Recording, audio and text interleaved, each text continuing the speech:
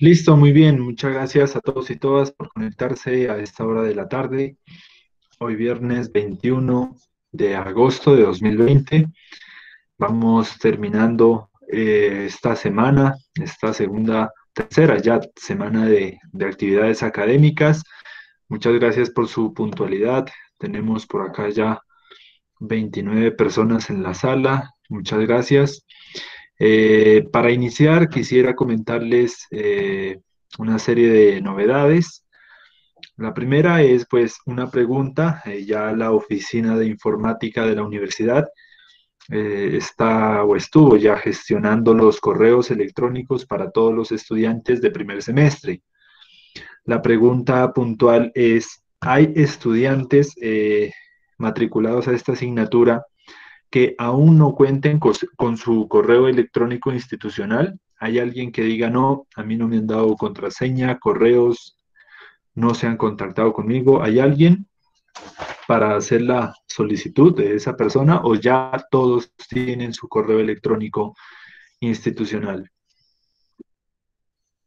Tatiana Rosero dice que todavía no tiene correo. Listo, Tatiana, vamos a inscribir por acá una lista para hacer la gestión lo más pronto posible. ¿Alguien más? Correos pendientes. Entonces, en la semana ya vamos a hacer la gestión para que te puedan asignar tu respectivo correo. Tatiana Rosero. ¿Alguien más? Por acá ya están en el chat. Vamos a ver, dice Ana Sofía. Ana Sofía Rosero y Angie Ortega. Listo, muy bien. Vamos a gestionar entonces en la mayor brevedad posible su correo electrónico para que ya lo puedan tener para la semana entrante. ¿Listo?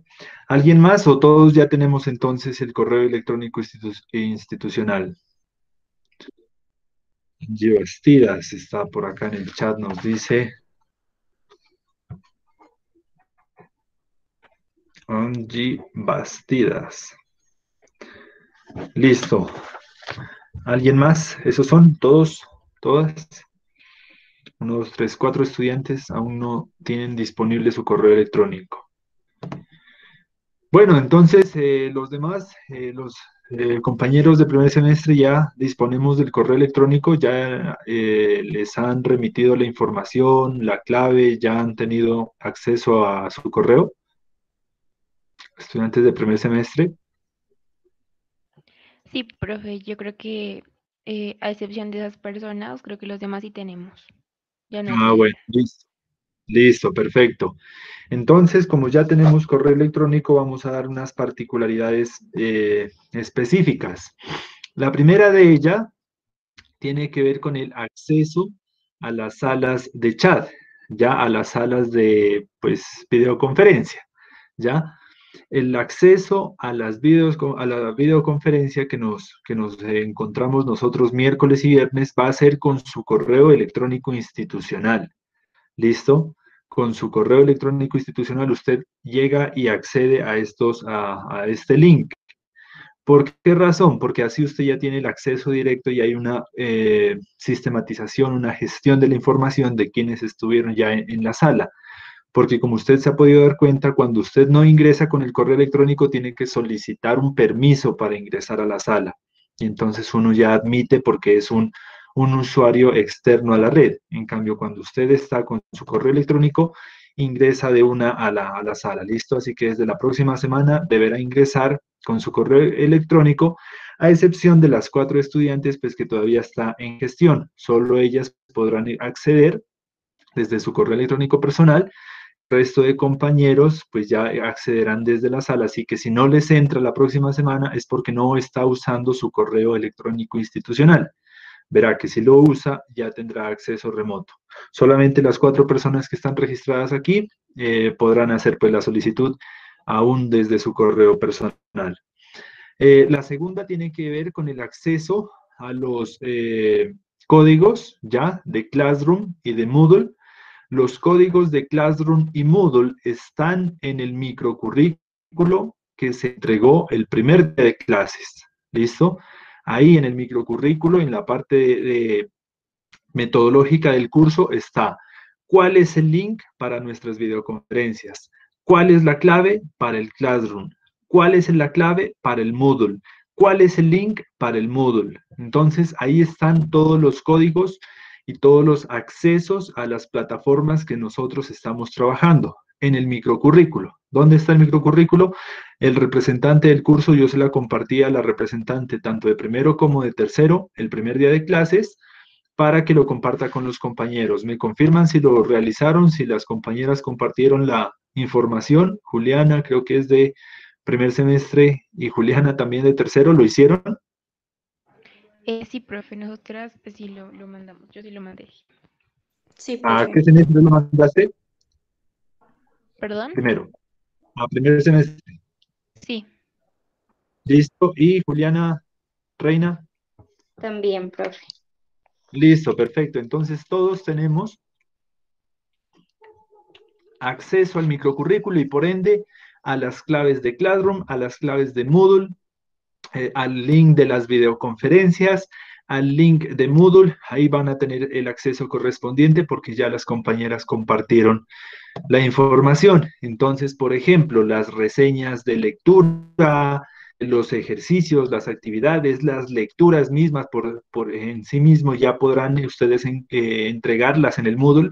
Las reseñas ya no son enviadas al correo, sino que ya son cargadas del Moodle, a excepción de las 4 estudiantes que aún no disponen de su correo electrónico institucional. Ellas tienen la justificación hasta se haga la gestión esta semana. El resto ya nos contactamos y entregamos las actividades por las plataformas. ¿Listo? No se olvide que el Classroom es un espacio informativo. Ahí estoy colocando, por ejemplo, los links de los videos de las clases de YouTube. Ahí podemos colocar información de tipo informativo, links, videos o demás.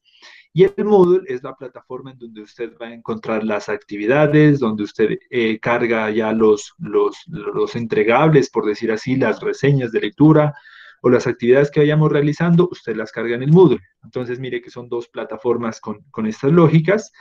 Los videos de YouTube pues, le sirven a las personas que tuvieron fallas de conexión, no se pudo conectar de alguna forma, estaba intermitente el internet o alguna cuestión.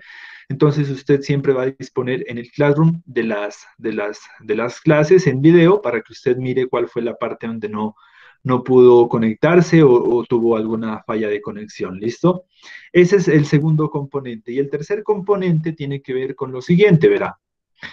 Como ya tiene su correo electrónico y ya estamos pues a la par con todos los estudiantes de la universidad, vamos por acá. ¿Me confirma si está mirando mi pantalla? Sí, profe. Sí, profe. Listo, muchas gracias. Entonces, ¿usted cómo va a acceder a las bases de datos? Esto es algo muy importante porque recuerde que anteriormente yo les había ofrecido un correo como hasta mientras nos daban el correo electrónico personal, hasta mientras cuadraban toda la cuestión informática. Pero como ahora ya cada quien tiene su correo, vamos a acceder a las bases de datos de la universidad. No se olvide que tiene una biblioteca virtual de la siguiente manera. Estamos en la página principal de la universidad, www.umariana.edu.co, y en el banner principal, en el banner superior, hay una parte a la derecha que dice biblioteca. Al lado de la lupa, biblioteca. Vamos ingresando para ir realizando el ejercicio. Página principal, www.umariana.edu.co. En el banner superior, en este azul, la parte derecha, al lado de la lupa, está el link que nos remite a la página o a la pestaña de biblioteca. ¿Listo? Ingresamos en biblioteca, le damos un clic, nos va a aparecer pues ya la parte de presentación de la biblioteca. Y aquí en esta parte nosotros encontramos donde dice base de datos. Bases de datos en el banner superior, mire. Bases de datos y lo va a llevar a esta parte, a esta página, donde ya le van a pedir un usuario y contraseña. ¿Cuál es su usuario y contraseña? Es el usuario y la contraseña que usted utiliza para ingresar al sistema Fénix, ¿ya? El usuario va a ser su documento de identidad.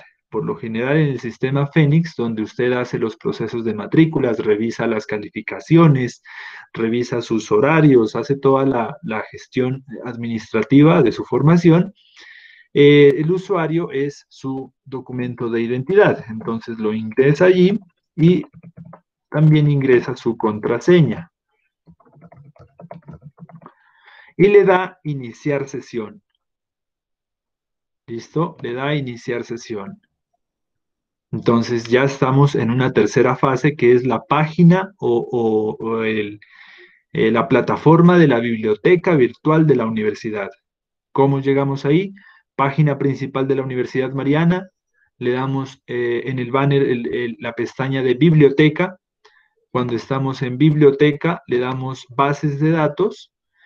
Bases de datos, ingresamos nuestro usuario, documento de identidad, contraseña, que es la que cada uno de ustedes pues asignó, e ingresamos a esta parte que ya es la biblioteca virtual. En la parte izquierda está esta pestaña que se denomina así bibliotecas virtuales, y a darle un clic nos va a acceder a las bibliotecas virtuales, a las bases de datos a las cuales la universidad tiene un convenio para ingresar a sus archivos, a su información. Tiene una cuenta premium que le permite a usted pues a acceder a las diferentes herramientas de información. Miren que ahí está la que estamos utilizando nosotros, el libro. Pero no se olvide que en la universidad pues hay diferentes programas, hay estudiantes que necesitan bases de datos específicas en cuestiones legales, hay otros que necesitan en cuestiones de la salud, hay otras que son en literatura, hay otras que son en ciencias exactas. Entonces ahí están las bases de datos que mayor uso tienen a nivel mundial a partir del área de conocimiento.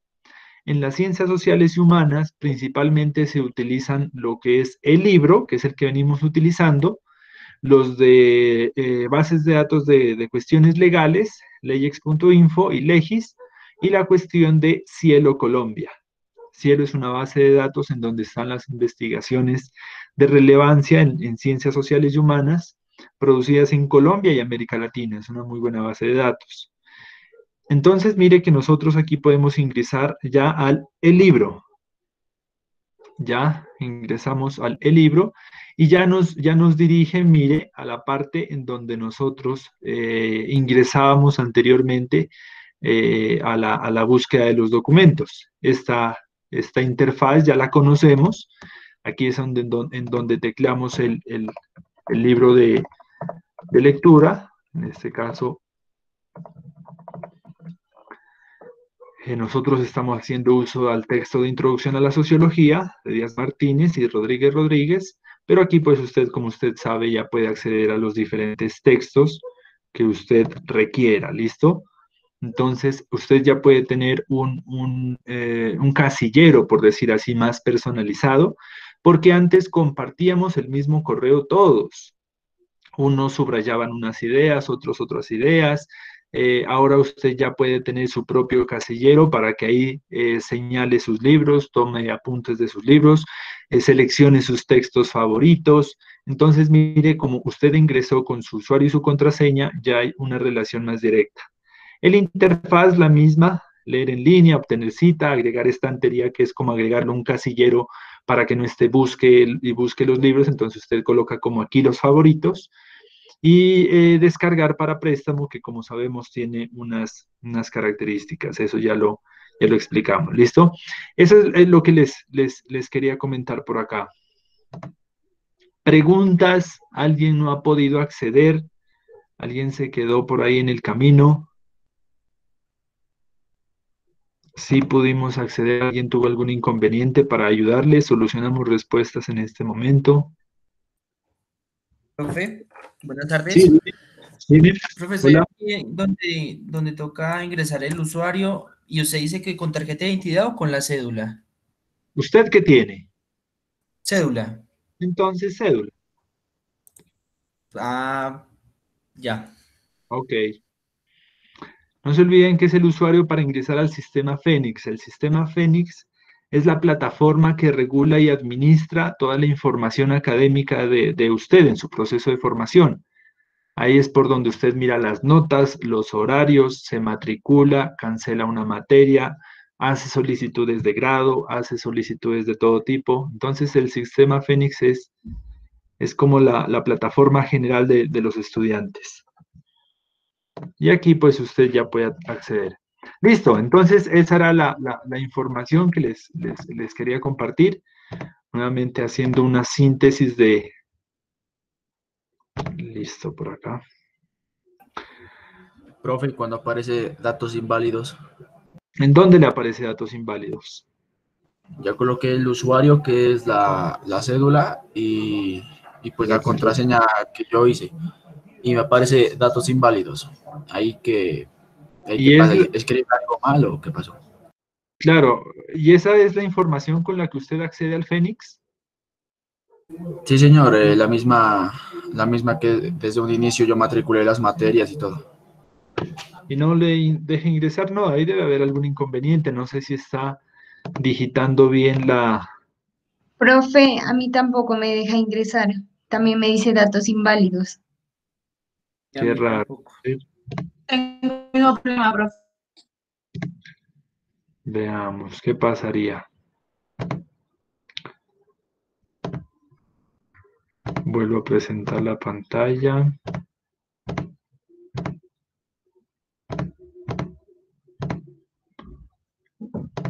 Listo, entonces aquí es en donde dicen que presentan la dificultad, ¿cierto? Sí, Sí, profe. profe. Pues ahí no hay muchas opciones, o sea, es el usuario, es la contraseña, la misma que utilizan para el Fénix, porque o sea, hace parte, ustedes pueden ver el slash acá arriba, la dirección web, y es fenix.umariana.edu.co, o sea, es el mismo usuario y la misma contraseña para ingresar a su Fénix. No sé si hay algún problema o hicieron un cambio de contraseña, tal vez. Porque si usted va al Fénix normal, o sea, al Fénix normal, usted tiene que poder abrir esa información con los mismos datos. Es que Procuren. sí, profe, en Fénix sí coge el usuario y la clave, pero ya haciéndole acá en la base de datos de la biblioteca no funciona. Ahí es donde no funciona. Qué raro, si son la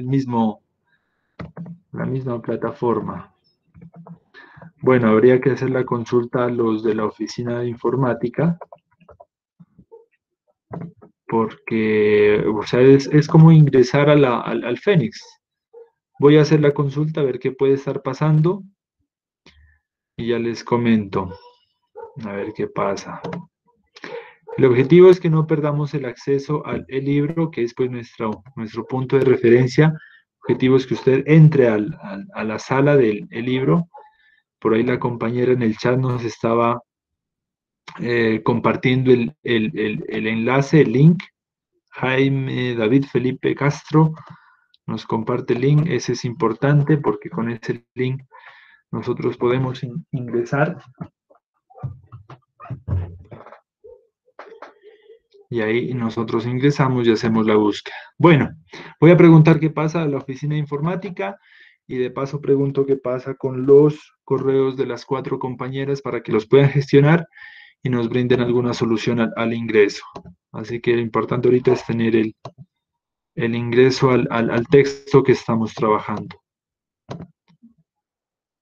Bueno, listo, muy bien. Esa era la información que les quería compartir por acá.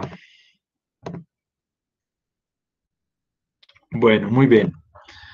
Vamos a ver, por otra parte, entonces, después de esta información respecto al correo, respecto al ingreso para las próximas reuniones, el ingreso a Moodle, el ingreso a Classroom, el ingreso a la biblioteca, que son como los principales elementos de ingreso a través del correo electrónico, podemos continuar ya en la dinámica que teníamos pendiente desde la semana pasada. Los compañeros nos estaban socializando cómo fue la realización de su ficha de lectura. Estábamos sacando ahí los diferentes puntos. Ya establecimos quiénes son los estudiantes que entregan ficha de lectura para la próxima clase. Ya quedó en la grabación, ahí puede revisar si está su nombre o no. Y en la próxima clase, pues ya trabajamos el siguiente capítulo, que es la segunda parte de ese capítulo 2, desde las páginas 55 a 63, teorías sociológicas contemporáneas, y el día de hoy terminaremos con el cuarto punto que veníamos trabajando respecto a los subtemas del capítulo, y el quinto punto que consiste en la elaboración de las preguntas. ¿Listo? Así que tendremos un encuentro muy puntual. Ya estamos terminando la reseña de lectura. Esperemos terminar al término del desarrollo, la presentación de las preguntas de los compañeros. Así que retornemos. ¿Quién me comenta en qué quedamos la clase pasada? ¿Cuáles fueron los últimos aspectos que trabajamos? ¿Cuáles fueron?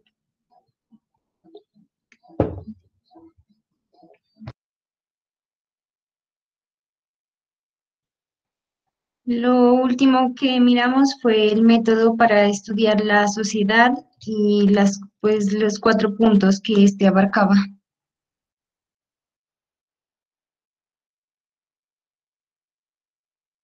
Ok, ¿qué más vimos?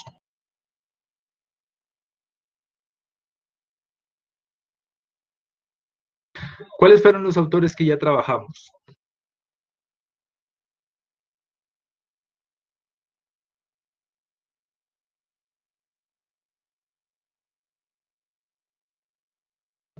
Por acá Daniela, Ferdinand Tonis. por acá Daniela nos dice Herbert, no Heimbert, Herbert. Herbert Spencer, trabajamos un poco Augusto Comte, Toníes, Ferdinand Toníes, que nos hablaba sobre las relaciones comunitarias y las relaciones societarias. El positivismo de Herbert Spencer. Trabajamos un poco George Simmel, las formas de entender la vida social a partir de un método propio, un método específico de la sociología. ¿Se acuerdan cuáles eran las 4 fases, las 4 etapas para el análisis social según George Simmel? ¿Alguien lo recuerda? ¿Lo tienen en sus apuntes? Sí, profe, la descripción de lo sucedido, la clasificación de los hechos, el análisis de los componentes que configuran el hecho y la explicación casual y consecuencias de los sucesos de estudio. Listo, muy bien, muchas gracias, muy pertinente la respuesta. Eso es lo que para George Simmel te va a distinguir a ti de analizar un fenómeno social al de comentar, exponer, presentar tu opinión sobre un hecho. ¿Listo? Entonces son cosas muy diferentes. Cuando se pronuncia el comunicador y comunicadora social, cuando se pronuncia sobre un fenómeno social, debe haber una diferencia a cuando una persona normal, una persona terrenal, habla sobre un hecho social. Son 2 cosas muy diferentes. La primera se formó, la primera leyó a George Simmel, leyó a Ferdinand Toníes, leyó a Durkheim, leyó a Augusto Comte, leyó a Herbert Spencer, y por tanto su análisis, su pronunciamiento no puede estar lleno de prejuicios, subjetividades, emociones, valoraciones, sino que va a buscar primero hacer una descripción de la situación, una categorización de la situación, un análisis de los componentes que integran la situación y, lo más importante, una explicación de la situación. Necesitamos comunicadores, comunicadoras, necesitamos más explicaciones, más que juzgamientos. Para juzgar está la sociedad, para juzgar está Casa de Denuncias en Facebook, para juzgar está muchas cosas, ¿no? Los comentarios de la gente en los medios de transporte, para juzgar está el mundo entero y la opinión pública en general, en masa. Para explicar las situaciones, para analizarlas, para comprenderlas, ahí es en donde se necesita una profesionalidad, un profesionalismo que es lo que nos brinda esta formación que ustedes están adquiriendo. ¿Listo? Así que vamos a continuar brevemente estableciendo como los principales hitos de los autores que nos quedan pendientes y pasamos al último punto, que son las preguntas que se deben desarrollar, y tenemos completada la reseña de lectura. ¿Listo? Estábamos viendo nosotros en la clase pasada un enfoque que se llama sociología analítica. La primera que nosotros vimos es sociología positivista, que como dijimos son aquellos análisis que, como por ejemplo realiza el DANE, en la cual cuantifican los problemas sociales, en la cual cuantifica la dinámica social. Los análisis sociológicos positivistas no los vamos a juzgar, no vamos a decir son buenos, son malos, porque como decimos, de eso no se trata, sino de decir qué nos brinda. Nos permite generar un acercamiento numérico, cuantitativo de la sociedad. Y eso es muy importante, porque hoy los discursos no pueden quedarse en suposiciones o en supuestos. Hoy en día necesita de alguna u otra forma una base empírica, estadística, una base que le permita decir, hey, no es invento mío, lo dicen las estadísticas. Entonces, una estadística te permite generar como un reflejo de la sociedad a partir de unos números, de unas gráficas, de unos porcentajes, y eso es bienvenido. Luego llegaba Herbert Spencer y nos decía, hey, en la sociedad tenemos que entender algo, y es que los grupos sociales, las dinámicas, los procesos sociales cumplen una función. ¿Ya? Siempre todo va a estar en relación a una función, dice Herbert Spencer. Somos como una gran fábrica, somos como una gran empresa, y alguien en esa empresa está encargado de una función específica. Aseo, otra está encargado de llevar la contabilidad, otra está encargada de manejar las máquinas, otra está encargada de tomar decisiones. Así funciona la sociedad, dice Herbert Spencer. Entonces, si pensamos por qué existen los mercados, por qué existen las plazas de mercado, por qué existen los taxistas, por qué existen los docentes, por qué existen los colegios, es porque somos parte de un organismo mucho más amplio y cumplimos una función para el procesamiento de ese organismo. Dice Spencer.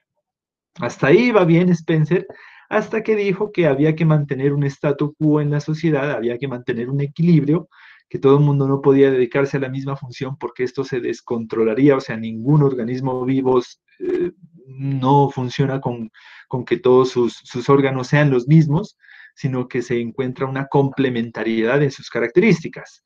Y Herbert Spencer, hijo de su época, un británico blanco heteropatriarcal del siglo XIX de la Inglaterra de la época, pues dijo, tenemos que mantener la sociedad así como está, quietica, o sea, necesitamos un orden social, un statu quo, era la palabra importante allí, en la cual los que están dirigiendo sigan dirigiendo, y si se mueren sus hijos, sigan dirigiendo, y si se mueren sus hijos, sus nietos, sigan dirigiendo.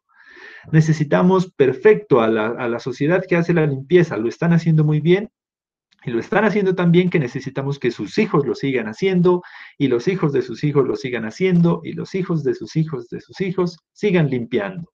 Lo que él quiere es estatificar, que la sociedad se quede congelada y que se sigan reproduciendo los roles sociales.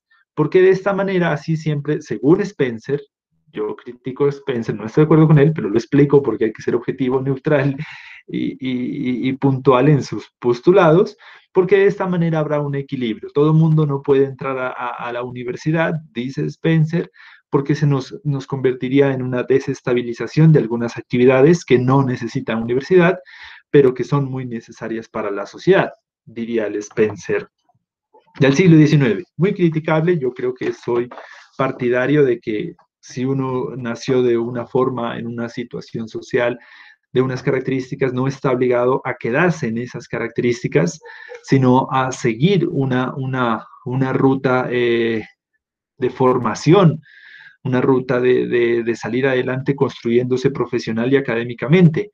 No porque nací en Pasto no tenga la posibilidad de irme a vivir en un apartamento en Madrid, en Medellín, en Bogotá, en Nueva York, únicamente porque Spencer dice que descontrolaría la sociedad.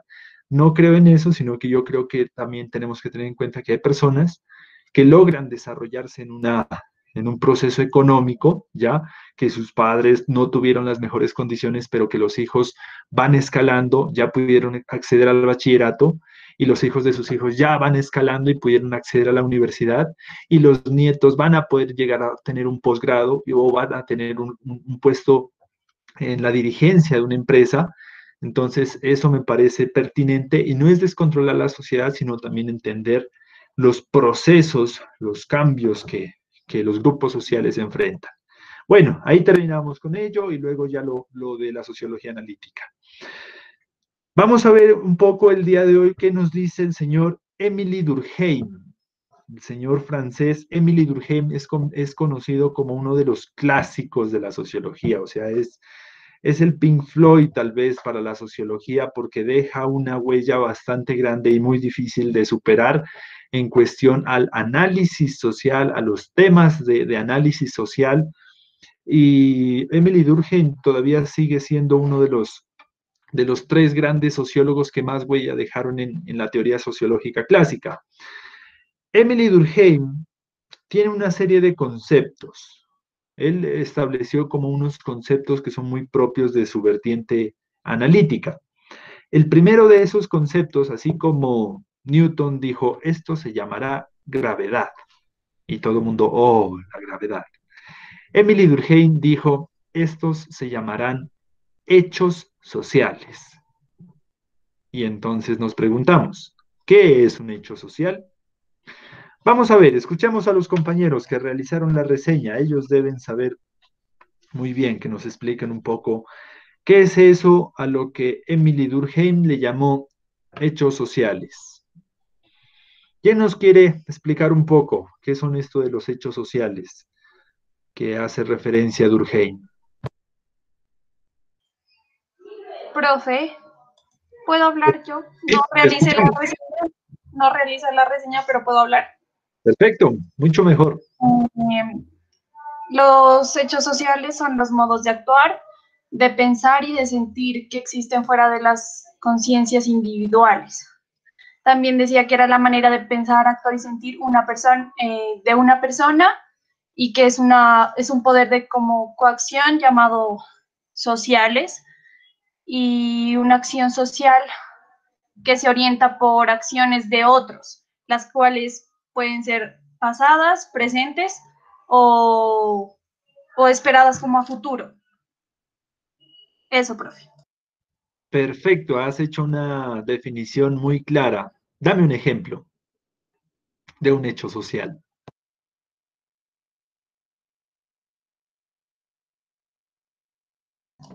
Dame un momentico, yo lo pienso y ya te lo digo, profe.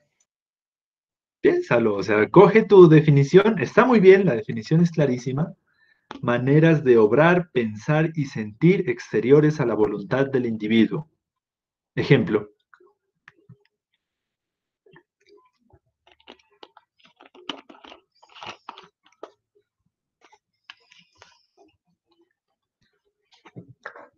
¿Quién nos ayuda? Un ejemplo de un hecho social.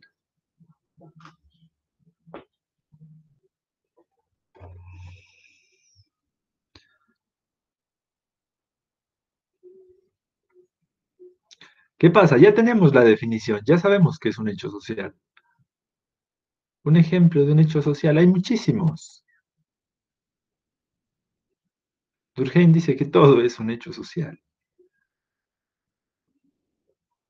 Un ejemplo de un hecho social. ¿Quién nos colabora?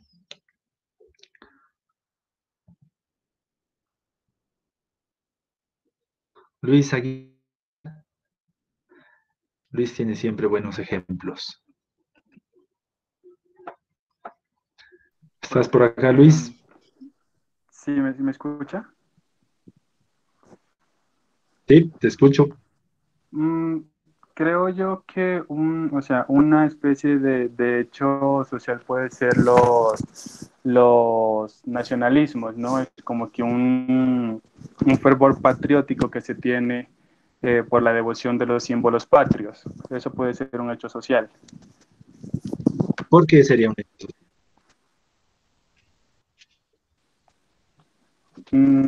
Pues porque, o sea, son O sea, puede ser un hecho social porque se fomentan abiertamente, ¿no?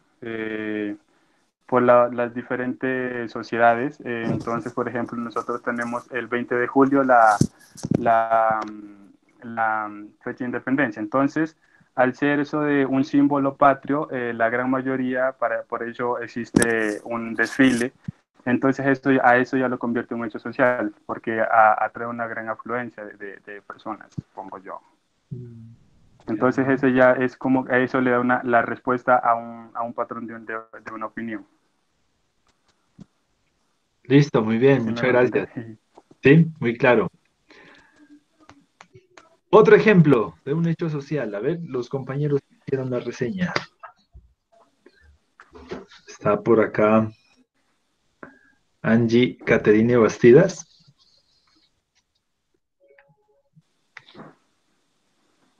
Gracias, Luis. Puedes apagar el micrófono. Angie Bastidas, ¿estás por acá?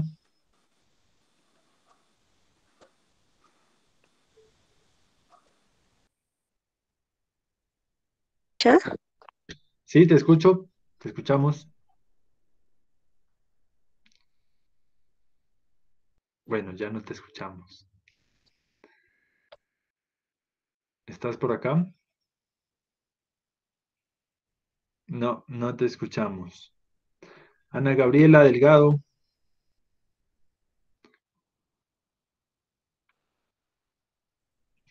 ¿Estás por acá, Ana Gabriela? Pues ya se fue. ¿Quién más hay por acá? Angeli Arciniegas. Hola, profe. Hola, ¿Me escuchan? ¿cómo Sí, va? ¿no? Sí, te escuchamos. Bien, sí, señor. Un ejemplo, pues, según lo que decía el sociólogo, pues, Durkheim, él definía como el hecho social como aquellos hechos que consisten en modos de actuar, de sentir y de pensar. ¿Estoy bien? Sí. Y pues el ejemplo que yo pondría sería cuando, no sé, como cuando alguien se reúne con sus amigos como a comer o a hablar y lo hacen como en forma de, o una reunión puede ser de ejecutivos, de personas de empresa en forma protocolar. No sé si estoy bien así. Una reunión de ejecutivos. ¿Y por qué sería una reunión de ejecutivos un hecho social? Porque compartirían pues diferentes pensamientos sobre la empresa, diría yo. Ya. Bueno, medio sí, medio no. Vale, muchas gracias. Profe, Muy bien. Bueno, Dale, te profe, escucho. un hecho social no podría ser, digamos, un paro. ¿Por qué? Mm, Pues no sé, o digamos, también llamado, no, pues no también llamado, sino, digamos, el cacerolazo también podría ser uno, Sí, sí es. ¿Por qué? porque, digamos, son protestas que de una u otra manera hacen la unión de un país para un mismo beneficio. Ajá, sí, está bien. Ese es un muy buen ejemplo, los paros. Vale, vale, Antonio José Bolaños, muchas gracias. Ok, escuchemos lo siguiente, verá. Emily Durkheim revolucionó la sociología cuando muchos de sus estudiantes y amigos le decían, Emily Durkheim, usted que es sociólogo, explíquenos, ¿por qué hacen paros? ¿Por qué salen a marchar el 20 de julio? ¿Por qué hay una persona con un bebé de 3 meses pidiendo monedas en un semáforo? ¿Por qué no se va a la casa? ¿Por qué no se queda en la casa viendo Netflix, pidiendo un domicilio, algo rico para el bebé? ¿Por qué sale al semáforo a pedir monedas? ¿Por qué salen a bloquear la vía? ¿Por qué no se quedarán tranquilos en sus casas? No sé, viendo la Champions o alguna cosa. Entonces, Emily Durkheim dijo, lo que pasa es que estos son hechos sociales. O sea que, ¿qué? Verá, Durkheim dijo que hay algo, un modo de obrar, de pensar, de sentir, que es exterior al individuo y que está más allá de la voluntad de los sujetos. y que ese algo se llamaba hecho social, y que por tanto los análisis sociales no se debían quedar en las prácticas sociales, sino en el hecho social que lo tiene así atado. Ejemplo, hay una mujer con un bebé de 3 meses pidiendo monedas en un semáforo. Eso es una práctica social, ¿ya? Si usted quiere comprender esa práctica, entienda el hecho social que la atrapa, que la coge a esa señora y que la empuja a que vaya a pedir las monedas a un semáforo. ¿Cuál sería ese hecho social que la atrapa a ella y la empuja y la lleva a hacer esta práctica? ¿Cuál sería ese hecho social? El estado económico. Exacto, muy bien. Entonces, Emily Durkheim dice que en la sociedad hay cosas que están más allá de la voluntad de los individuos. No es el mero hecho de querer. Hay unas cosas que se llaman hechos sociales, que son maneras de obrar, pensar y sentir. Primera característica, son maneras, o sea, se representan en diferentes formas, pero que son siempre exteriores a la voluntad del individuo. No es porque ella quiera, sino porque hay algo que se llama pobreza, hay algo que se llama desigualdad social, hay algo que se llama precariedad, hay algo que se llama hambre, ¿ya? Que la empuja a hacer esa práctica social. Lo mismo pasa con los paros. Entonces, Durkheim, ¿por qué la gente sale a hacer un paro? O sea, no tiene más que hacer, ¿por qué no se quedan en la casa, piden algo rico, una pizza hawaiana y comparten con la familia? Porque esa práctica de hacer un paro está explicada por algo más grande que se llama hecho social, y el hecho social puede ser olvido del Estado, por ejemplo, bajas condiciones laborales, eh, puede ser una cuestión, una problemática, un conflicto, por ejemplo, armado. Muchas personas dicen, ¿por qué vendrá tanta gente qué sé yo, de los montes de María, de Llorente, de la costa pacífica? ¿Por qué se vendrán? ¿Por qué no se quedarán allá? ¿Cómo explicamos eso, señor Durkheim? Porque hay un hecho social que se llama conflicto armado, que te empuja a hacer cosas que van más allá de la voluntad del individuo. No es porque por gusto y gano la mamá vino desde la costa pacífica a pedir monedas con su hijo, uno de 1 año, otro de 3 meses, y porque lo mataron. No fue de gusto y gana. Es el hecho social que está cubriendo a la persona.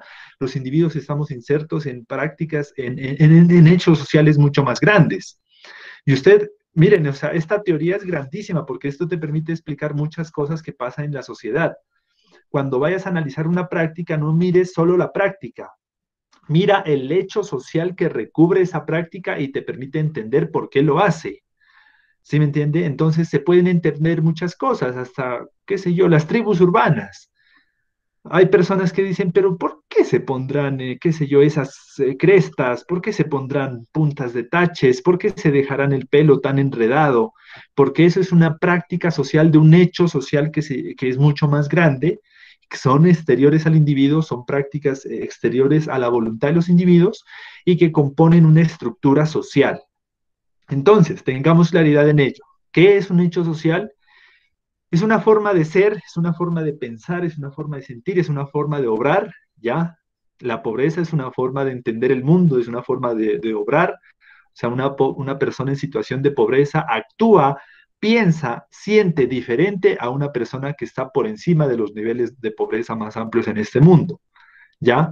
Una persona que está bajo el hecho social de un proceso de conflicto armado, obra, piensa, siente, mira o observa de manera diferente, ya sus prácticas sociales son recubiertas, son permeadas. Es como si el hecho social fuera la mano y las personas fueran los títeres de ese hecho social. Las personas no actúan por voluntad propia, en algunas ocasiones, sí, obviamente esto no lo podemos practicar, pero lo estamos haciendo en unas situaciones específicas de análisis. Ya, entonces, para entender esas prácticas, entonces diferenciemos entre una práctica y un hecho social. Práctica es el hacer mismo, el mero hecho de pedir moneda, de pedir un subsidio, eso es una práctica. Pero detrás de una práctica hay un hecho social que puede ser pobreza, desigualdad, violencia armada, conflicto, el narcotráfico es un hecho social grandísimo, porque lleva a personas a hacer cosas que están inclusive en contra de su voluntad. Pero como el narcotráfico te dice, no, es que usted no va a escoger aquí, usted no escoge. El mundo del narcotráfico te mete, te saca, te hace, deshace y demás, y te lleva a hacer prácticas que van inclusive en contra de tu voluntad. Entonces, mire cómo define Durkheim. O sea, esto para hoy en día nos puede parecer como, pues sí, claro, obviamente, pero pues es que esto lo escribe Emily Durkheim en inicios del siglo XIX y nos permite entender muchas cosas que pasan y por qué pasan. La persona no es que está en el semáforo de gusto y gana, no es voluntad, te dice Emily Durkheim. Hay un hecho social que lo está presionando allá. La persona no está haciendo una protesta, no está haciendo un paro, no está, porque no es que no tenga nada que hacer en la casa, porque hay mucho por hacer. Lo que pasa es que por encima de esa voluntad de quedarse en la casa hay una vaina que se llama desigualdad social, olvido del Estado, están masacrando a las comunidades indígenas, están olvidadas, no tienen acceso a recursos públicos, a educación, a vivienda. Entonces, como esa falta, esa precariedad, hecho social grande, los empuja a que una de las prácticas sea o salen a protestar o tienen que irse a pedir monedas y mendicidad a otra ciudad o salir como víctimas del conflicto armado, qué sé yo. Sí entendemos entonces qué es un hecho social y a qué hace referencia cuando Durkheim dice, es esa vaina exterior al individuo. O sea, no es una voluntad propia. Si usted va y de mera voluntad y de mera gana sale a pedir monedas, no, pues esa ya es otra vaina diferente, porque es su voluntad la que explica por qué hace esa práctica. El hecho social es una dimensión mucho más amplia. Y Durkheim dice, la sociología o los análisis sociales, nivel académico, nivel científico, no se deben quedar en las prácticas, sino en los hechos, ¿ya? Es decir, no se quede mirando el árbol, mire el bosque, porque cuando usted mira el bosque entiende por qué ese árbol es de esa manera, tiene esas características y da esos frutos. Y muchas personas en los procesos de análisis social se quedan únicamente analizando la práctica social, ¿ya? Muchas veces se quedan observando prácticas como por ejemplo el hecho de caminar por la vía panamericana con una maleta y con un bebé en brazos y con la gorra de Venezuela.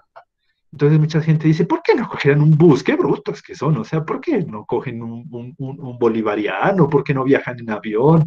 ¿Por qué no se quedaron en su país? ¿Por qué no, ¿sí me entiende?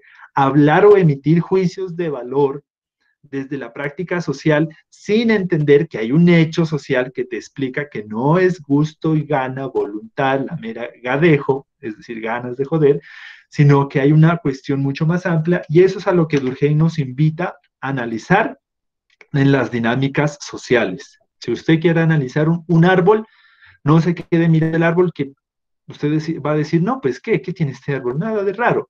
Pero cuando analiza el bosque, usted dice, ah, no, aquí se está pasando algo. Cuando una persona es la que está pidiendo monedas en la calle, cuando es solo una persona, sí, ganas de joder, así se llama, gadejo.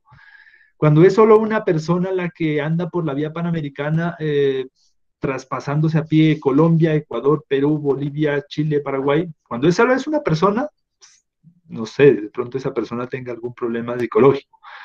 Pero cuando reiterativamente pasan y pasan y pasan, no es coincidencia, no es por voluntad. Algo debe estar pasando para que los migrantes, específicamente de Venezuela, tengan esa práctica social. El hecho social debe ser mucho más grande. O lo que está pasando con los haitianos en el sector del parque infantil. Pues los que han podido pasar por ese sector o han mirado tal vez un par de videos en redes sociales, van a darse cuenta que no es una cuestión sencilla de que un grupo de 2 o 3 personas están montando una carpa, o sea, es una comunidad bastante grande ya, que no es por su voluntad, y eso es lo primero que sale a decir la gente, es que ellos no tienen nada más que hacer, la mera gana de joder, es que ellos se asentaron en el parque infantil y preciso ahí, porque eso también es una lógica, ¿por qué allí? ¿Qué queda en esa parte? ¿Ya? Y hay que analizar qué es el punto de Migración Colombia, la sede de migración, y sus intereses son netamente migratorios. Entonces, mire que es una situación que va más allá de la voluntad. No es que ellos llegaron desde hace miles de kilómetros a decir, ¿qué será de hacer en esta ciudad? No, quedémonos en el parque infantil y ahí jodamos a la gente. No es una práctica por voluntad, sino que, como diría Emily Durkheim, es un hecho social exterior a la voluntad de los individuos y que te permite explicar muchas formas de obrar, pensar, sentir, actuar de las personas. No como un puntico, no como una persona con un interés, sino con una estructura más grande. Es el primer concepto que tiene Emily Durkheim.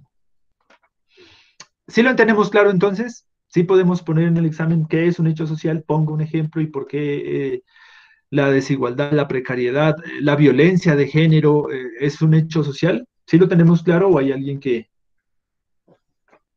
estemos todavía aquí? Sí, profe. Ok, verá, y entonces el señor Durkheim, ok, vale, el señor Durkheim tiene un libro genial. Su obra magna, tiene dos obras magnas. Una se llama Las reglas del método sociológico, en donde nos explica cómo hacer análisis social a partir de unos métodos, entre ellos analizar los procesos sociales como cosas, para que si usted tenga una externalidad, una objetividad para analizar las situaciones sociales. Ese es uno de sus textos, pero el texto más conocido por Durkheim, que lo pueden encontrar aquí en la biblioteca virtual, se llama El suicidio. El suicidio es una práctica social que la explicas, dice el ejemplo por excelencia de Durkheim. Si a Durkheim le dicen, deme un ejemplo de un hecho social, don Durkheim, él te va a decir el suicidio. ¿Por qué, señor Durkheim, el suicidio es un ejemplo de un hecho social? Porque dice Durkheim que no hay decisión, que no hay acción más individual y más personal en la vida de un individuo que quitarse la vida. Es una decisión muy, muy, muy, muy propia, ¿ya? Pero que esa decisión es tan, tan, tan, tan propia que no se explica por la voluntad de la persona, sino por el hecho social que recubre una persona. En pocas palabras, no es que una persona en su, qué sé yo, por su mera gusto, gana, interés, motivación, dice, ¿qué será de hacer hoy? Hola, soy tan feliz, tengo todo, me siento tan completo, me voy a suicidar, sino que hay un hecho social que está empuje, empuje, empuje hasta el límite del abismo. Y hay un punto en donde la persona pues ya no tiene más, vean, o sea, ya me empujó hasta el extremo, ya de aquí más no hay nada, y lo que hay es el vacío, el suicidio. Entonces dice Emily Durkheim, revisen su texto y ahí encontrarán cómo los hechos sociales como la pobreza, la desigualdad, el olvido, la violencia, ya inclusive muchas veces se plantea que las personas que tienen todo en cuestiones materiales no tienen motivos para suicidarse, pues Durkheim dice mentira. Tienen unos hechos sociales como por ejemplo olvido, traiciones, insatisfacción de vida, por ejemplo, entonces, que son hechos sociales y que los empujan, los empujan, los empujan y llegan a personas pues a que toman esa decisión tan personal. Entonces, así como la persona que termina pidiendo dinero en un semáforo es una decisión pues ya extrema, no es un gusto y gana, el suicidio explica en su texto, es una decisión que no es tomada por la persona sin una presión externa. Entonces, cuando uno hace un análisis del suicidio o de la persona que ha cometido esta acción, uno no tiene que encontrar su explicación en los adentros de la persona, sino en el afuera de la persona, porque tuvo que ser algo de afuera lo que lo llevó. Muchas personas dicen, no, se suicidó, debió haber estado loco, debió haber tenido alguna desconexión o alguna vaina. Entonces, muchas veces dicen, no, otra forma de entender esta acción social es desde la exterioridad, desde lo externo. Algo tuvo que haber estado pasando. ¿Pero qué? Dicen muchos. Si el man era multipuchimillonario, ¿qué le pudo haber estado pasando a un man de esos?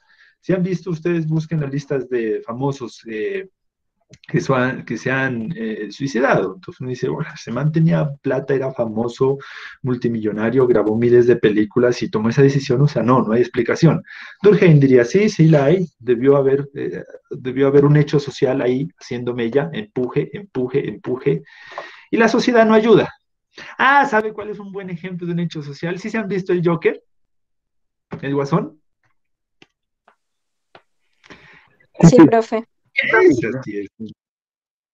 Yo creo que ese es el mejor ejemplo de hecho social. Ese sí es un hecho social clarísimo, porque los que la han visto, los que no, tienen que ver. O sea, es un peliculón.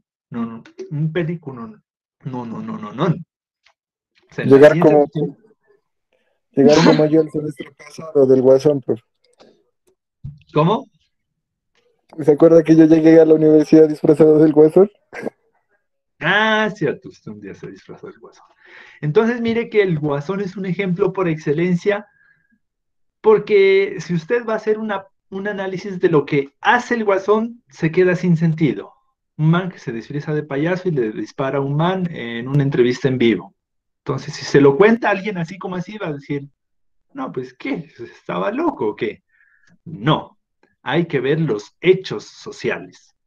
¿Y cuáles son los hechos sociales? Pues a ese man el mundo le pateaba el trasero a cada rato. El mundo, ¿se ve eso?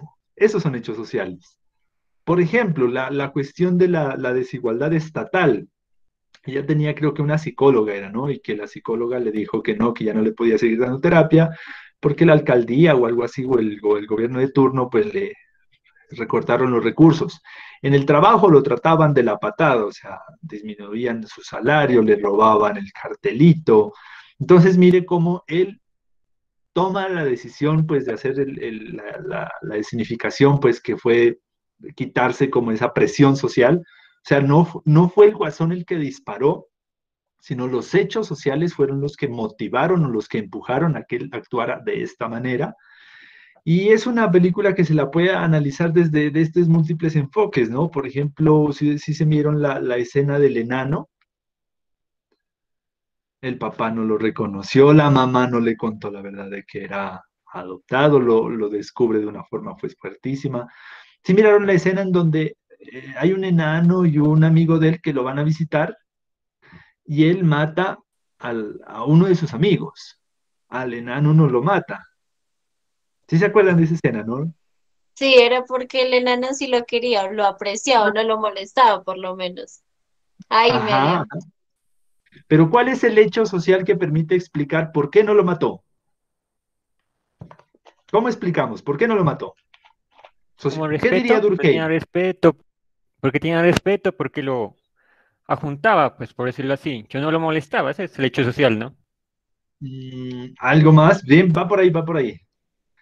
Porque no ¿Se hacía acuerdan? parte de las personas que como que lo empujaron a hacer lo que él hizo. Sí, sí, exacto, porque el Guasón le dijo que el enano también había sido víctima del mismo sistema de exclusión del cual había sido el víctima.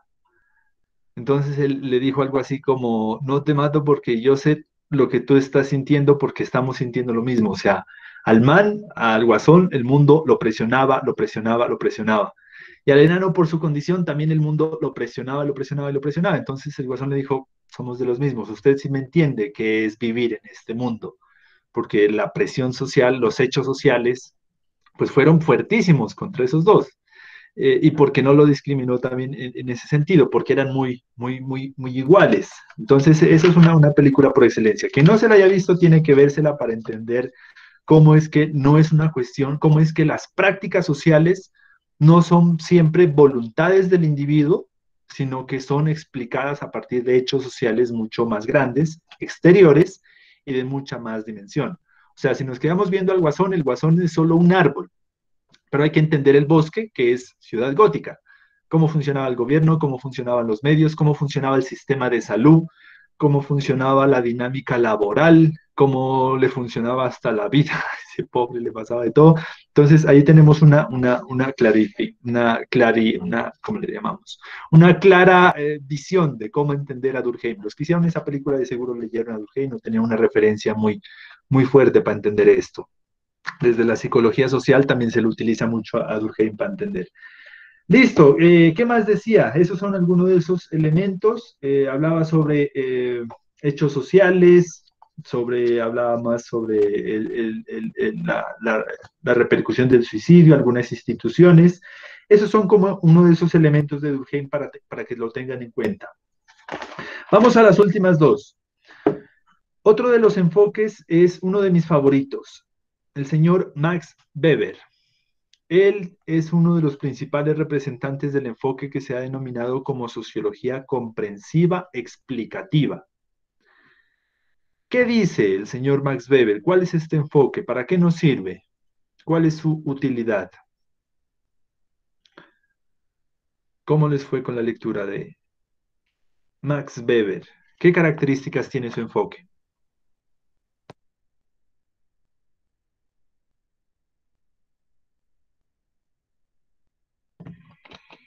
¿Quién nos ayuda? Max Weber.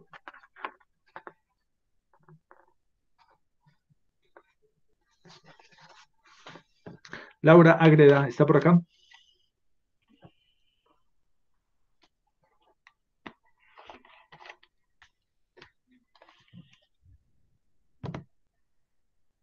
No está Laura. Profe, puedo participar así no haya hecho la reseña, ¿verdad? Sí, claro que sí. Entonces, No hay problema, te tenemos escuchamos. característica de Max Weber, que él decía que el método comprensivo explicativo era el comprender la realidad mediante el sentido de la persona, es decir, desde un punto subjetivo. No, no comprender desde un punto subjetivo, sino comprender la subjetividad. Eso, perdón. Ajá, ajá, eso, sí, sí, sí. Y de esa manera, ¿cómo es que es que parece? No me entiendo aquí lo que escribí. Que de esa manera, pues, explica la causa del desarrollo y los efectos ¿De qué? de esa realidad. Ok, vale. Muchas gracias, Juliana. ¿Alguien más? ¿Qué nos dice Weber?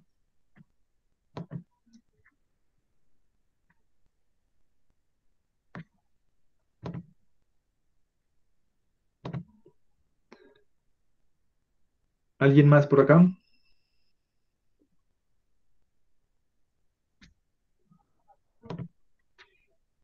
¿No?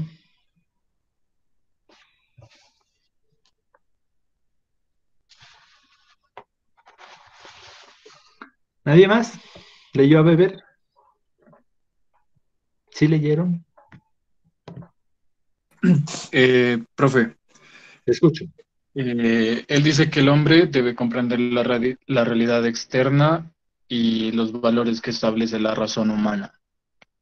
Es un estudio Ajá. que él hizo y que hace una explicación de los fenómenos sociales de la misma forma que los fenómenos naturales, que según los seres humanos poseen una conciencia y, y actúan con una intención subjetiva. Ujú, ujú. Listo, muy bien, muchas gracias, muy amable. Sí, así es, las dos participaciones son muy claras y concisas en ese sentido. Max Weber es uno de los grandes de la sociología, o sea, estamos viendo, si ven los clásicos, o sea, gente que dijo algo que uno dice, no sé qué diablos fumarían, pero tenían un nivel de razonar la sociedad muy amplio. Daniela nos dice Economía y Sociedad, es su texto, su obra magna, es el principal libro, es un libro bastante gruesito donde recopila todo su trabajo intelectual. Max Weber se empieza a definir como un sociólogo que se desvincula del positivismo. Primera característica. La sociología comprensiva explicativa de Max Weber te dice, no, el positivismo, si váyanse por allá a echar número y echar calculadora para las matemáticas. Para acá no, dice. Max Weber dice que el mundo, más allá de un número, más allá de lo que se puede ver, de lo que se puede tocar, el mundo social se explica a partir de la comprensión de las subjetividades. Cuando usted explique, cuando usted comprenda la emoción de una persona, las sensaciones de una persona, lo que lleva adentro, en el sentir, en el ser de una persona, ahí comprende usted un fenómeno social. No ni con números, no ni con hechos, no, o sea, usted comprende los adentros. Pero señor Weber, ¿cómo nos adentramos?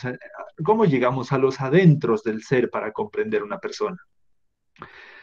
Ese es el método que él propone, o sea, es una cuestión comprensiva y lo comprensivo no lo sacas ni con una encuesta, diciéndole a una persona cuántos años tiene, cuánto gana, dónde vive, sino a partir con procesos de mucha más relación con la comunidad.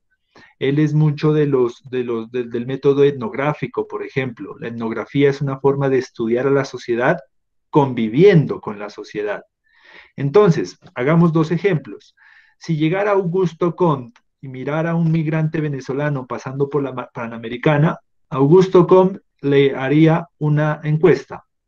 Deme su edad, dígame de qué lugar viene, cuánto tiempo viene caminando, número. Dígame cuántos años tiene, cuánto ganado en Venezuela, cuántos familiares tiene, cuántos hijos tiene. ¿Se me entiende? Eso sería una encuesta tipo Augusto Comte. Pero si más adelantico llegara Max Weber, le diría, ¿puedo caminar con usted? Le diré, ¿por qué? Porque la única forma de comprender lo que usted está sintiendo y de comprender por qué usted hace lo que hace es conviviendo con usted, es compartiendo con usted la misma sensación, la misma subjetividad. Yo no puedo explicar por qué lo hace con una simple encuesta o cuantificando cuántos kilómetros ha caminado, ni si tiene sed o no, cuántas veces come al día, sino compartiendo con usted las mismas emociones, sensaciones, sufrimientos, alegrías y algo muy importante, compartiendo la misma subjetividad. Mire que Max Weber es uno de los sociólogos que empieza a entender o que empieza a plantear que la dinámica social, que el mundo de lo social se entiende poniéndote en el lugar de la persona, compartiendo su sentido, su ser. Y esto es algo completamente a los positivistas, que la sociología positivista lo que te dice es, no, a la sociedad se la comprende con lo material, con lo evidenciable. Entonces Max Weber plantea lo siguiente, empieza primero, como les decía, a establecer una clara desvinculación del positivismo, empieza a entender o empieza a plantear que la sociedad se explica a partir de sus subjetividades. Y usted nunca va a comprender a una persona si no se pone allí, en ese lugar de la persona. Es muy fácil criticar muchas cosas, ¿no? Es muy fácil criticar, qué sé yo, por qué se hacen los paros o por qué haya ciertas prácticas sociales, qué sé yo, por qué ser punk, por qué ser rastafari, por qué ser hippie inclusive. Ya todo el movimiento hippie de los 60s, de los 70s, si lo vemos desde el positivismo, pues no, son un poco de vagos que miren, no, su productividad es cero, sus ingresos no pasan más del salario mínimo, viven haciendo esto. Pero visto desde la sociología comprensiva explicativa, pues entiendes el movimiento hippie en el mundo, entiendes los movimientos sociales en el mundo, siendo parte de ellos, ¿ya? Entonces es fácil decir, para ya salieron nuevamente esos indígenas a hacer paro. Max Weber diría, vaya y conviva con ellos y sienta lo que sienten para que usted mismo diga, no, pues claro, estos manes están en la miércoles, de razón hacen lo que hacen. Porque Max Weber dice que es muy fácil hablar, analizar la situación desde afuera, ¿ya? Porque desde afuera tú miras lo material, la apariencia, como les gusta a los del DANE, cuántos son, todo lo demás. Max Weber dice, conviva, etnografía. Él propone, por ejemplo, como métodos las historias de vida. Analizar una historia de vida es adentrarse a todo su proceso social y de vida de la persona para entender por qué hace lo que hace. Inclusive él nos permite comprender que por más abstracta o por más concreta que sea la realidad, ya, por más medible que sea, siempre habrán cuestiones abstractas en un proceso social. O sea, nunca podremos entender, por más de que leamos libros, de que analicemos situaciones, por qué las prácticas sociales ocurren de esa manera. Para Weber, por ejemplo, el suicidio, la razón por la cual una persona se suicidó, solo la va a saber esa persona, porque es algo muy que está en los adentros. Entonces, abrámoslo, ¿no? Porque esa vaina así, por más de que abran a la persona, no le van a encontrar nada. Porque la subjetividad existe en la esencia del ser. Solo una persona sabe por qué hizo lo que hizo, por qué actúa como tal, ¿ya? Entonces Max Weber lo que dice, lo que puede hacer la sociología es un medio acercamiento, o sea, en últimas no vamos a poder explicar la razón exacta, concreta y puntual de por qué pasa lo que pasa en procesos sociales. Lo que podemos hacer es generar pequeños acercamientos. ¿Y cómo? Tratando de ser uno más de ellos. O sea, ¿quiere comprender la vida de los indigentes? Sí. Viva una semana con un indigente, viva en situ, pase el tiempo con ellos, mire cómo los tratan, mire cómo es pasar una noche en la calle. Entonces, mire que es un trabajo de campo muy, muy relacionado. Augusto Comte dice, no, pues llega y hazle una encuesta, cuántas veces come al día, cuántos son sus salarios, hágale unas preguntas de sí, no, ¿usted es feliz? No, listo, ok. Luego haces una tablita de 100 encuestados, 99 dijeron que no, uno dijo que sí.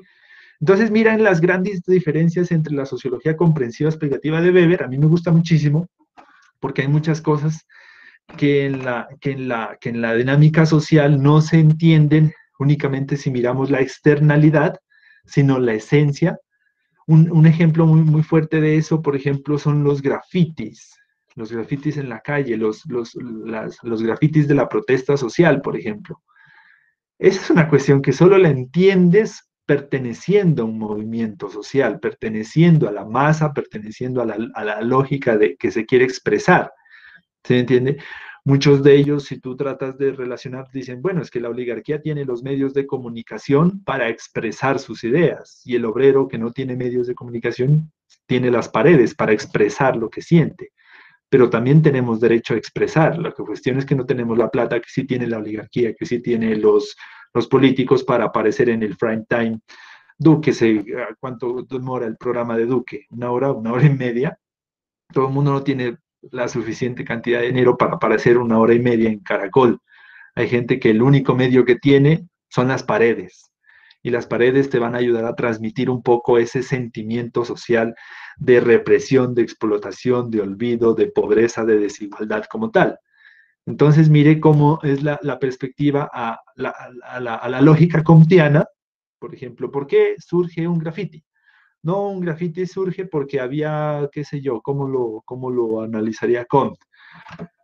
Porque había un espacio en blanco y la probabilidad de que un espacio en blanco sea pintado es de tanto por ciento. En Pasto hay tantos grafitis, 200 grafitis.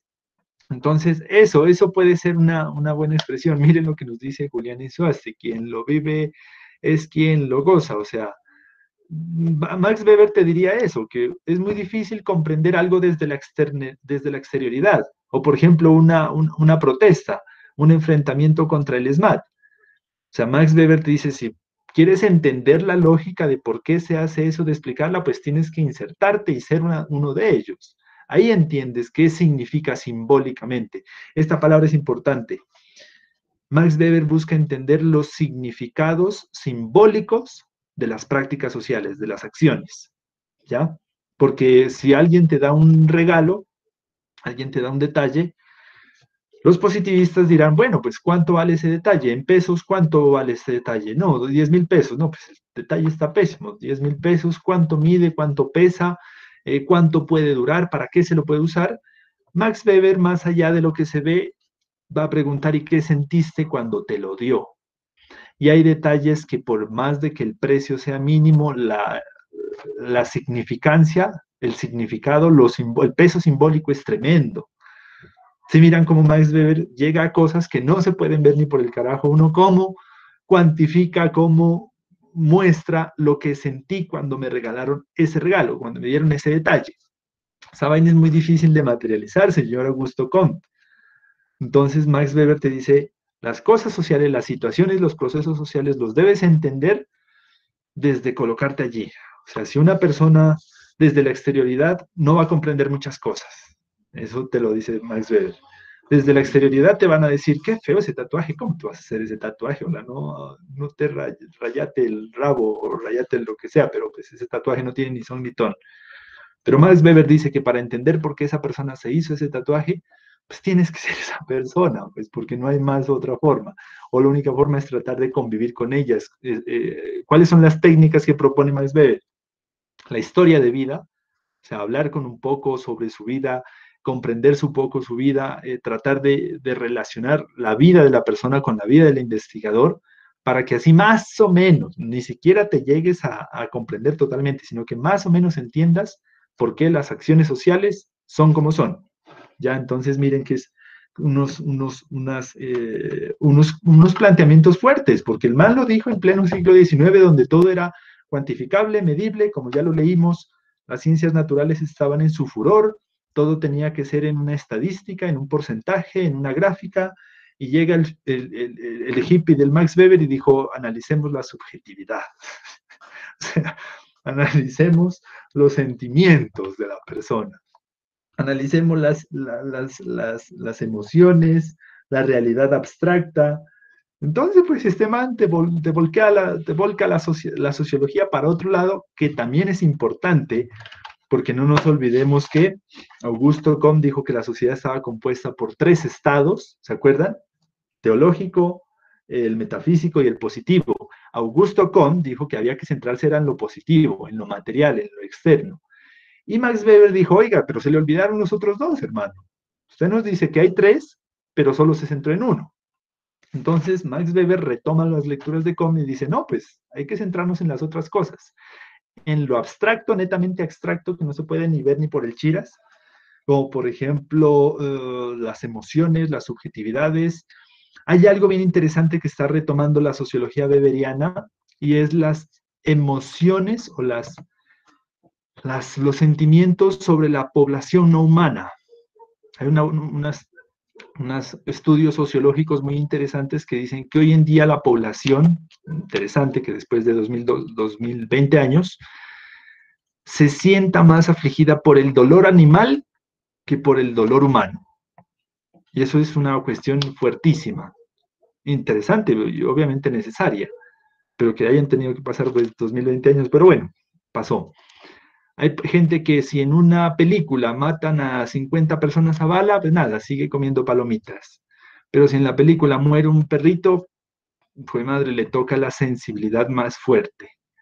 Y haga la comparación. Mire Rambo y vea cuántas veces llora, y mire a Hachiko y a ver si no se le hace un nudo en la garganta. Entonces, miren lo que dice Max Weber. No todo es externalidad, hay cuestiones muy subjetivas, muy sensibles, muy abstractas, que el positivismo te va a decir, pero ¿por qué lloras? Es una película. Te va a decir el positivismo, es una película grabada en tal lugar, el director es 156 minutos, números, estadísticas, cuestiones materiales. Max Weber te va a decir, pero es que le maltrataron a un animalito. Y eso genera un impacto, una sensibilidad que también es una cuestión social. Hoy en día la gente se está impactando por la violencia animal más que por la violencia humana. Métase a las redes sociales, métase a Casa Denuncias, Pasto Denuncias, Nariño Denuncias, y vea los comentarios de cuando linchan a un ladrón. Comentarios como, más duro le hubieran dado. Eso, denle así, démele un puñito de mi parte. O sea, incitando a la más violencia. Pero si pasan algo así como ella y un gatico que lo atropelló y alguien y fue madre, ¿dónde hay que consignar? ¿Dónde está el gatico? Venga, ayudemos, hashtag salven al gatico. Entonces miren que hay cuestiones que si las vemos fríamente, positivamente, objetivamente, neutralmente, pues son violencias al fin y al cabo. Pero si Max Weber dice, analízala no desde lo que se ve, sino desde lo que se siente, desde la subjetividad, te va a generar que muchas cosas tienen más peso, más lógica, más explicación a partir de las emociones que genera. ¿Qué les pareció Max Weber? ¿Qué tal Max Weber? Fotos de Max Weber, mientras los escucho.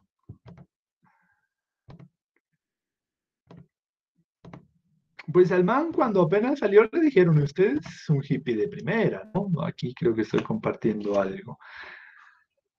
O sea, esto no es propio del siglo XIX, o sea, estamos en un siglo donde todo el mundo es pensando en lo cuantificable, medible, las ciencias naturales, la física, la química, y este man que venga y diga, oiga, estudiemos las emociones, vengan, hagamos una sociología de los sentimientos, venga, hagamos una sociología del enamoramiento, ¿qué pasa socialmente? ¿Por qué las personas se enamoran? Si sabe que usted va a terminar chillando por alguien, pero ¿por qué lo hace? Sabe que algo va a terminar rompiendo esa vaina, pero ¿por qué se sigue reproduciendo? Entonces el man estudia cosas que antes no habían sido de esa lógica tan abstracta, ¿no? A ver, por acá, ¿qué nos dicen?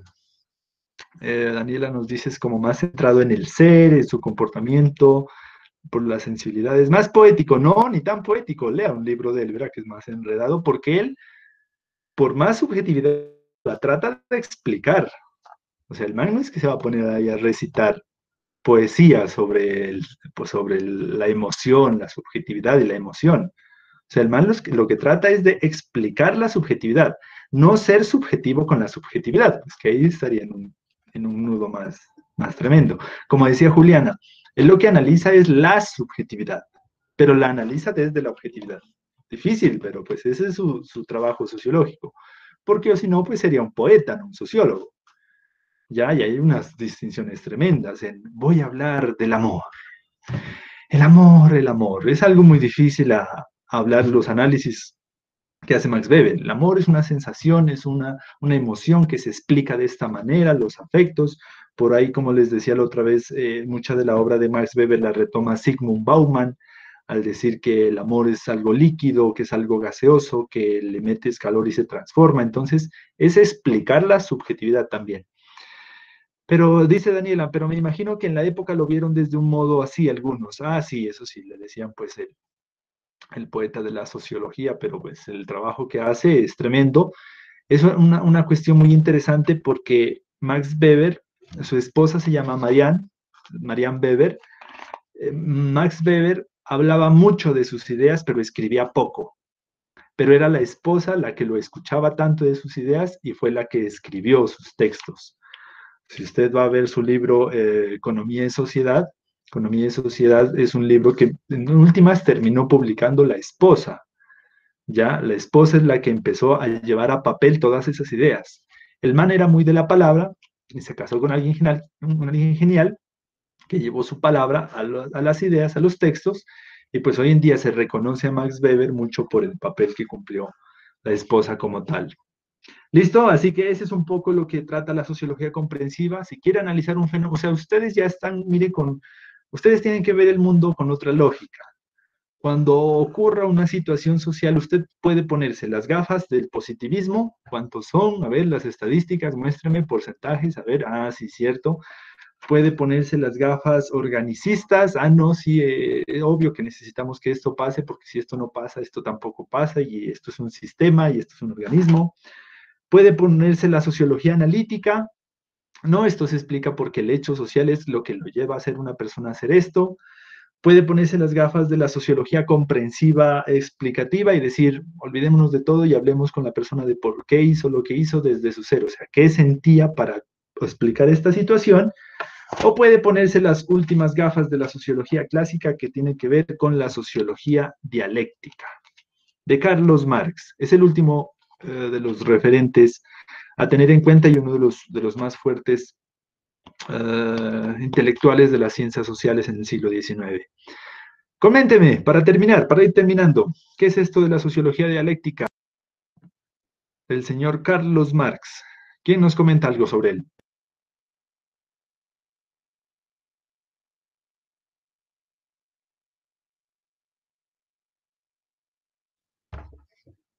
¿Alguien? ¿Cómo funcionan las gafas de la sociología dialéctica? ¿Qué lo hacen ver a uno?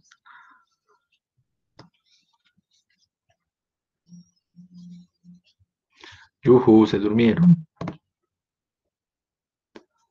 O se fueron o se cayó la red. Respuesta. Por acá tenemos a alguien. Si estás ahí, manifiéstate. Profe, Te escucho. dice que se conoce como dialéctica la técnica que intenta descubrir la verdad mediante la confrontación de argumentos contrarios entre sí. Ajá. O sea que, ¿qué?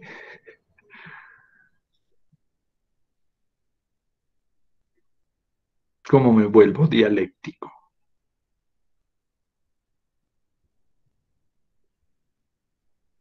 ¿Qué es la dialéctica? Un término hegeliano. Lo retoma de Hegel, pero que lo usa para hacer análisis social. Manifiéstate, Jaime David Felipe. Te escuchamos, Jaime.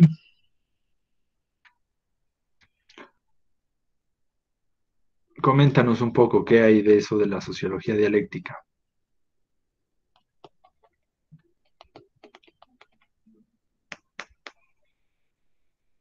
¿Sí están por acá?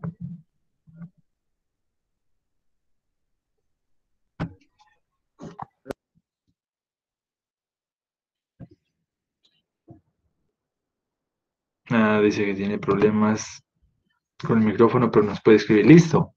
María Isabel dice que Hegel se basa en la dialéctica a través de las ideas. Ujú, o sea que, ¿qué? Más explicación, más explicación. Respecto a las explicaciones, yo soy partidario de que es mejor a que sobren, es mejor que sobren a que falten las explicaciones. No importa que nos quede sobreexplicado algo mejor, pero que nos falte explicación, no, pues porque da pie a la confusión, a otras cuestiones. ¿Qué más dicen de Marx? ¿Qué se dice de Marx? Hoy en día se dicen muchas cosas de Marx. ¿Qué tanto se dice de Marx? Es como sacar una teoría sobre algo, dice María José. Ok, vale. ¿Algo más?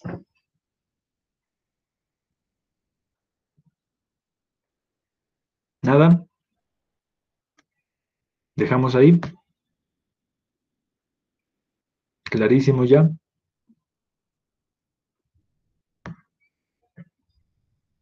Profe, ¿me escucha? Sí, te ¿Me escuchan? escuchamos. Te escuchamos. Pues él hablaba mucho de las contradicciones en los sistemas de producción. Por ejemplo, que los trabajadores se encontraban en precarias condiciones y que no eran vistos como personas, sino más bien como herramientas, como que trabajen y ya para eso sirven, como que trabajen para el que les da de comer o bueno, para el que de verdad tiene como los recursos para hacer cosas, para construir o vainas así. Y que lo que daba, según él, lo que daba comienzo para el cambio y dinámica social era el conflicto de las clases. Y también que la sociedad era como el lugar donde se producen las interrelaciones sociales, como lo que hablábamos la anterior clase, donde pues uno dependía del otro, pues entre esas relaciones, porque si no, no sería una sociedad. Y que él entendía los individuos como seres sociales que desarrollaban su verdadera naturaleza en sociedad, por lo que había dicho de las interrelaciones.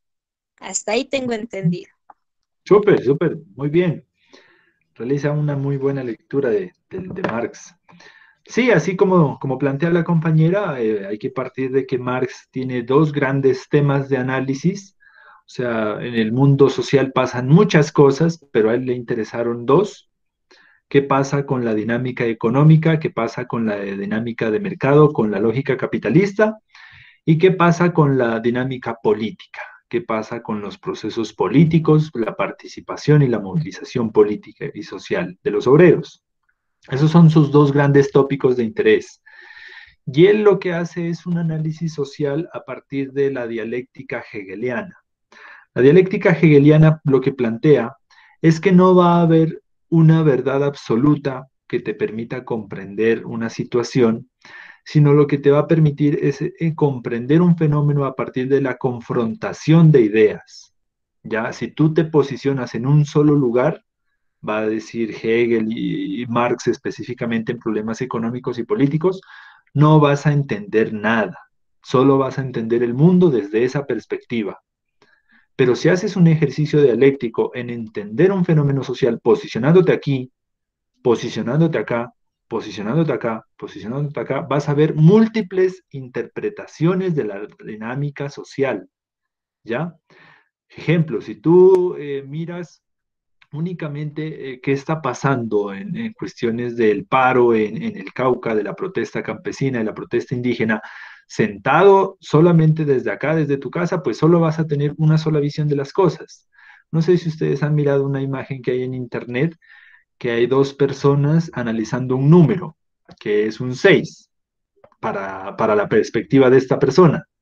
Y el de acá le dice, no, es un 9 porque desde su perspectiva, pues, tiene toda la figura del 9. Y el otro le dice, no, hombre, ¿cómo vas a decir que es un 9? Es un 6, está clarísimo. Eso es un proceso dialéctico, porque no es situarse en un fenómeno social desde un punto porque te va a aparecer solo una cosa, sino realizar una mirada, un análisis, todo el proceso que hemos visto de los fenómenos sociales, pero desde un ejercicio dialéctico. Desde aquí y desde los que confrontan esa posición y desde los que están mirando otra cosa completamente diferente. Entonces miren que la dialéctica o la sociología dialéctica te va a decir, oiga, ¿quiere entender, qué sé yo, el conflicto que pasa con Uribe? Listo, lea a los que están en contra de Uribe, lea a los que están simpatizando a Uribe, lea al mismo Uribe, lea a los que hablan por Uribe. Entonces ese es un ejercicio dialéctico, porque si solo te posicionas y si solo entiendes la dinámica o un proceso social desde la perspectiva de un punto, de una mirada, pues solo vas a entender una lógica.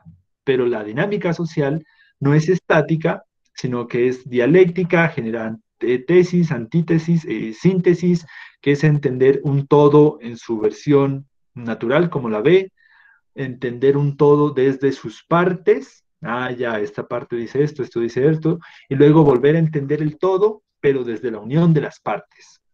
Entonces, mire cómo es diferente entender lo que veo, lo que está compuesto, y lo que veo, pero también desde lo que está compuesto. O sea, son unas fases de análisis dialéctico que él lo va a hacer principalmente desde dos esferas, ¿no? Cuando hablamos de Marx, tenemos dos perspectivas de Marx. La perspectiva económica, escritos como El Capital, en donde él entiende cómo funciona el plusvalor, cómo se genera el plusvalor en las sociedades, cuál es la lógica de las mercancías, cuál es la lógica de acumulación del capital, ¿ya? Pero también tiene un papel político, que ya es cuando el Marx escribe el manifiesto del Partido Comunista, cuando escribe el 18 Brumario de Napoleón Bonaparte. Entonces tiene dos perspectivas porque para él las dos grandes estructuras de la sociedad es lo que pasa en materia económica y lo que pasa en materia política.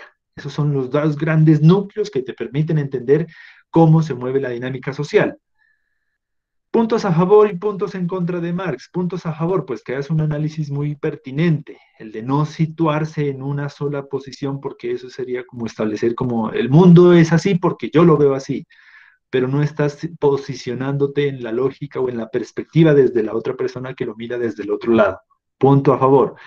Punto a favor, plantear que la economía y la política son los dos ejes que mueven la sociedad. O sea, si quieres entender qué es lo que está en el epicentro de la dinámica social, entienda la lógica económica, principalmente capitalista, principalmente de acumulación y reproducción de mercancías, y entienda la lógica política, especialmente la lucha de clases entre burguesía y proletariado.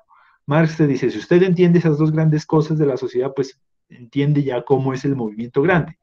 Punto en contra, pues que en la sociedad pasan mucho más cosas que económico y políticas. Marx olvidó o vio las cosas, por ejemplo, culturales, tal vez a las cosas que van como desde otra lógica que no siempre van a ser o no siempre están en su epicentro en la lógica económica y política, sino que también tienen un fuente. El medio ambiente, por ejemplo, es una crítica grandísima que le hacen a Marx. Oiga, Marx, usted nunca habló del medio ambiente, esta vaina es importantísima. Entonces, como que hay ciertas lógicas, pues obviamente uno lo juzga desde ahorita, desde el 2020, pues es facilísimo juzgarlo, ¿no? Oiga, ¿usted cómo no va a hablar sobre eso?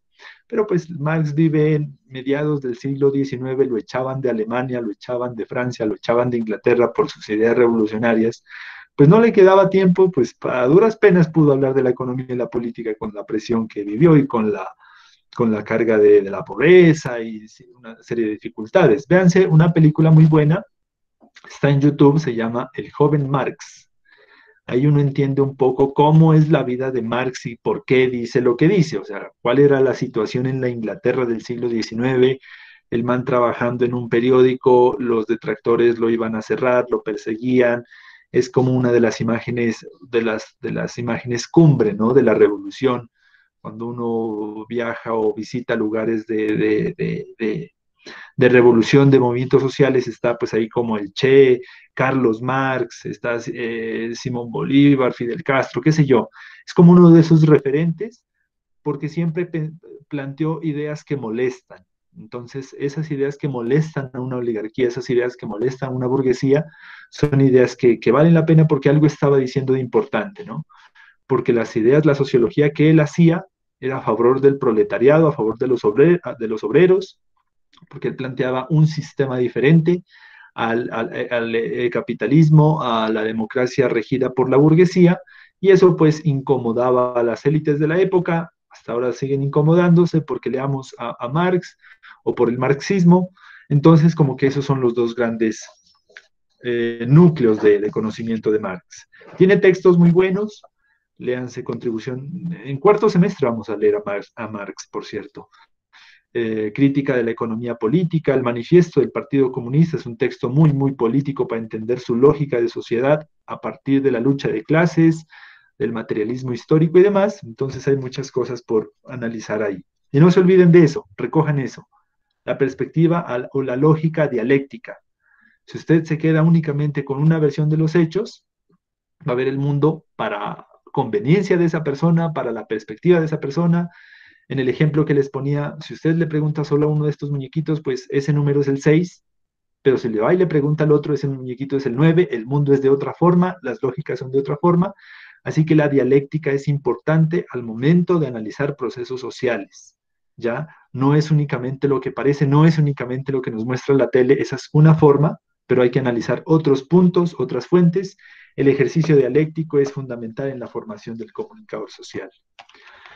Listo, esos son entonces los enfoques sociológicos clásicos. Espero no haberlos cansado un poco. La verdad son densos, o sea, porque es teoría pura. Estamos viendo situaciones conceptuales, gafas conceptuales. Yo veo siempre como las teorías sociológicas como gafas. Cuando uno se pone una gafa, mira el mundo de una forma.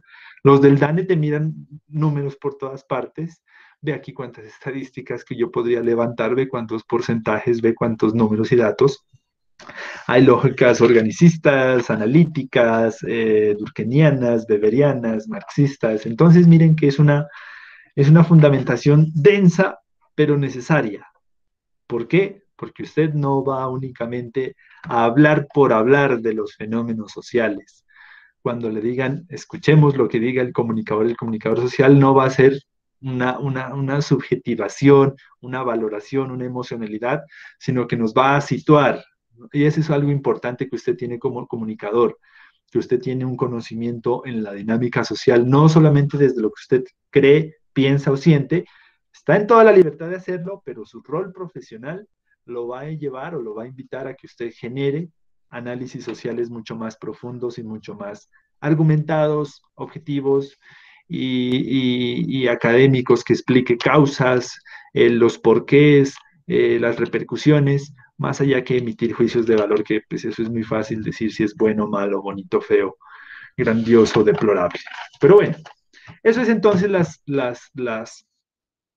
las teorías sociológicas clásicas. Desde la próxima semana vamos a leer teoría sociológica contemporánea. Estos señores están viejitos, ya no, ninguno de ellos vive, la única forma sería contactarnos por un medium, o si alguien tiene una ouija, pues para preguntarle, señor Mar, tengo una pregunta o alguna cosa, pero desde la próxima semana vamos a leer a los vivos, a los que todavía, bueno, algunos de ellos ya murieron todavía porque ya estamos pasaditos del siglo XXI, vamos a leer qué dijeron en los 80 ya, en 1990, cuál es la sociología del 2000, hoy en pleno 2020, qué se está produciendo sociológicamente. Entonces ya vamos a hacer una combinación. Los clásicos, principalmente, si ustedes pueden ver, son de finales del siglo XIX o inicios del siglo XX.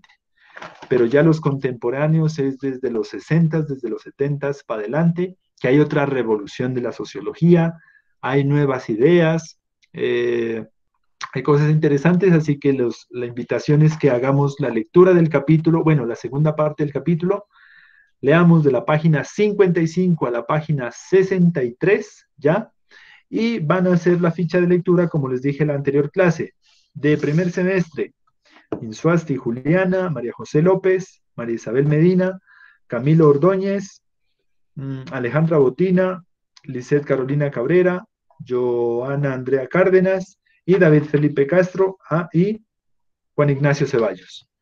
Y ya los escucharemos a los compañeros, pues bueno, qué fue lo que se hizo en materia de sociología en ese siglo XX, en este siglo XXI, y qué es lo más actual en materia de análisis social. ¿Listo? No sé si tienen alguna otra pregunta, inquietud, ¿cómo les parece esta densidad? ¿Cómo puedo cancelar la materia? Hasta el 3 de septiembre pueden cancelar materias, así que están a tiempo. Una vez del 3 de septiembre ya todo está establecido. ¿Algo más?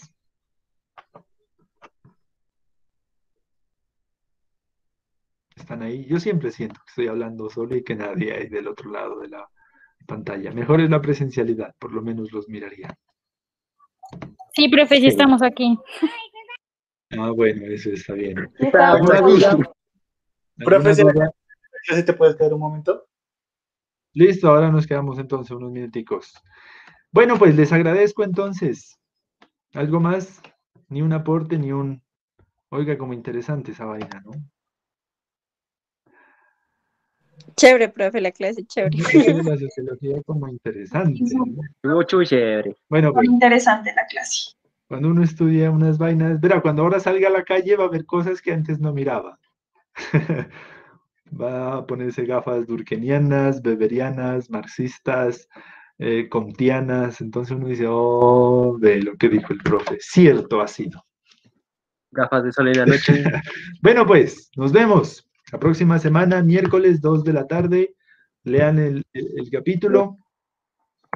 Y eso es todo por esta semana. Cuídense, lávense las manos, pónganse tapabocas y no salgan. Lo mismo Muchas le voy a decir gracias, yo. Gracias, profe, igual. Gracias, profe. Gracias, profe. Gracias. Profe, Muy deja bien. de grabar. Hasta luego. Chao, chao. Termino la grabación, nos vemos.